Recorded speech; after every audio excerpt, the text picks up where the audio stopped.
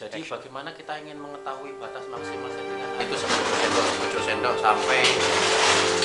sampai seminggu, pokoknya sampai seterusnya.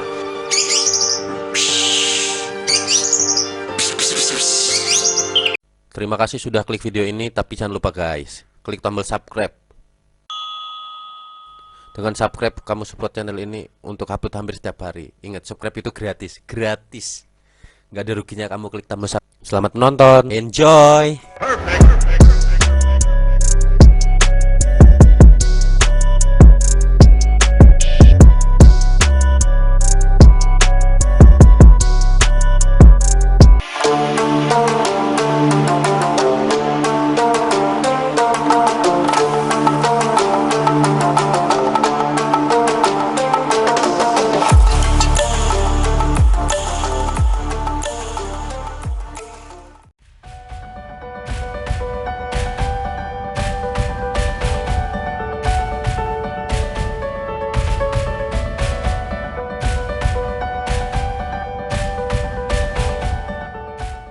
Oke guys, kembali lagi bersama saya Muhadi Al. Baik kawan-kawan, kali ini saya akan memberitahu bagaimana rawatan kacer tipe panas ya. Dari mulai rawatan harian hingga settingan harian sampai akhirnya mengganti. Sebelum kita lanjut ke rawatan harian, kalian harus tahu dulu kacer tipe panas dan kacer tipe dingin guys. Inilah perbedaan kacer tipe panas dan tipe dingin guys.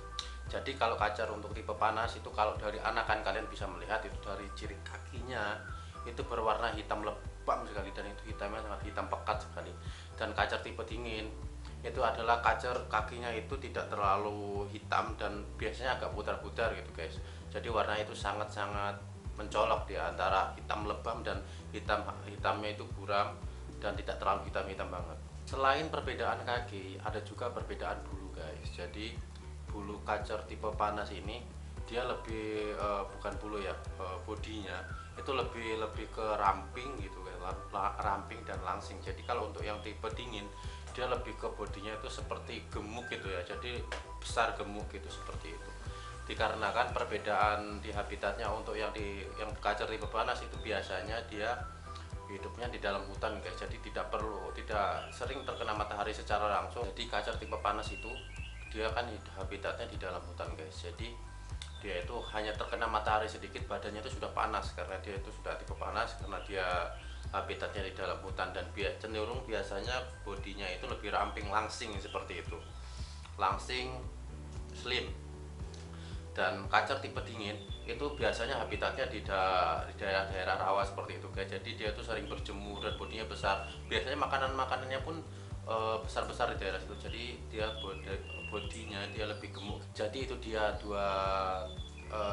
dua perbedaan sederhana untuk membedakan kacer tipe panas dan kacer tipe dingin guys.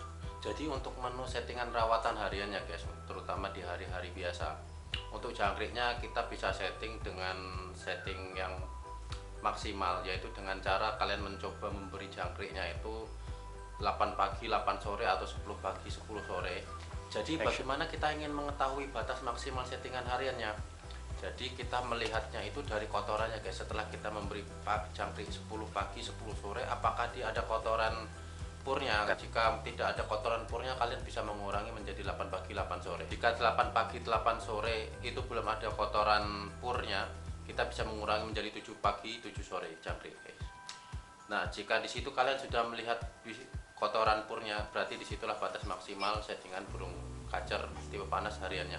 Setelah settingan jangkrik ini ketemu, kalian bisa melanjutkan lagi ke settingan jemurnya. Jadi bagaimana caranya kita mengetahui berapa lama kacer itu dijemur? Sebelum dijemur, kita mengetahui bahwa kacer itu ada sedikit bulu-bulu mengembang guys, seperti ini. Jadi waktu kita jemur, kita tinggal melihat guys berapa lama dia berubah menjadi langsing. Nah, itu tergantung pada masing-masing burung ya. Kalau kacer-kacer tipe panas dia biasanya cenderung lebih cepat guys dibandingkan kacer tipe dingin. Dan untuk waktunya dia variasi, ada 15 menit, ada yang 20 menit, ada yang 30 menit. Setelah kalian jemur, kalian bisa melihat guys itu bulu kan mengambang. Kalian bisa tunggu sampai bulu itu langsing. Nah, disitulah batasnya guys. Dan biasanya untuk kacer tipe panas dia lebih dia juga bisa mencolok dia emosinya waktu dijemur. Dia langsung buka-buka, ngeplay sendiri guys, seperti itu. dan perbandingannya berbeda dengan kaca yang tipe dingin. Dia emosinya agak lambat panasnya, dan menjemurnya itu lebih lama. Kaca tipe dingin itu biasanya dia menjemurnya bisa sampai 1 sampai 2 jam guys, antara jam 6 sampai jam 8 siang seperti itu. Tergantung dari burungnya, ada yang 1,5 jam, ada yang 1 jam seperti itu. Kalian bisa melihat kok perbedaannya dari bulunya yang masih mengembang waktu kalian pertama kali buka kerodong. Setelah itu waktu kalian jemur, kalian bisa melihat perubahan bulunya menjadi langsing seperti itu, dan itu sudah batas maksimal dia dijemur guys. Dan jangan sampai kalian biarkan lebih lama lagi, nanti bisa membuat burung itu boros tenaga dan bisa kendor seperti itu. Setelah dijemur guys, kita bisa langsung mengkerodong burung ini. Setelah itu kita gantung dengan burung-burung kecil. Jadi apa fungsinya burung-burung kecil ini guys? Selain buat masteran dan isian materi, burung-burung kecil ini juga berfungsi untuk menaikkan emosi si burung kacer guys. Jadi yang awalnya emosinya itu rendah, jadi dia bisa naik dan stabil di emosi yang tinggi guys. Jadi selain itu dapat menjaga juga kestabilan si emosi burung kacer ini guys. Jangan lupa hindari juga dengan burung-burung vector berkicau lainnya seperti murai dan burung-burung besar lainnya guys, supaya tidak mengganggu ataupun merusak mental si kacer ini. Jadi bagaimana cara mengatasi kacer tipe panas yang sering bagong itu om? Jadi cara mengatasinya, kalian bisa mencoba memberikan kroto bersih ataupun kroto yang benar-benar sudah dibersihkan dari kroto-kroto besar dengan telur. Jadi kalian bisa ambil telur kroto yang bersih itu, dan kalian bisa memberikan pada burung kacer itu setiap hari. Jadi pada pagi hari itu 10 sendok sampai seminggu, pokoknya sampai seterusnya, supaya membuat burung kacer itu menjadi fit. Jadi kacer itu gunanya memang untuk menaikkan stamina, juga untuk membuat burung itu fit juga. Jadi jangan berlebihan, usahakan nggak apa-apa tiap hari. Jadi diberilah sepucuk sendok saja setiap hari. Selain jangkrik juga diberikan kroto sepucuk sendok aja guys. Dengan kalian memberi rutin setiap hari sepucuk sendok, insya Allah nanti di minggu selanjutnya, minggu pertama atau minggu kedua ada perubahan guys. Si kacer ini awalnya bagongnya lengket, dia lebih berkurang guys. Yang penting kondisinya burung ini sudah mapan, ataupun burung-burung vector ya, yang biasanya memang susah ataupun bagongnya lengket, itu bisa sembuh guys dengan kroto. Terutama mandinya guys, usahakan kalian memandikan burung kacer ini pada keramba, jangan disemprot guys. Jadi kalau burung itu memang susah, kalian usahakan belajarkan untuk mandi burung itu di keramba.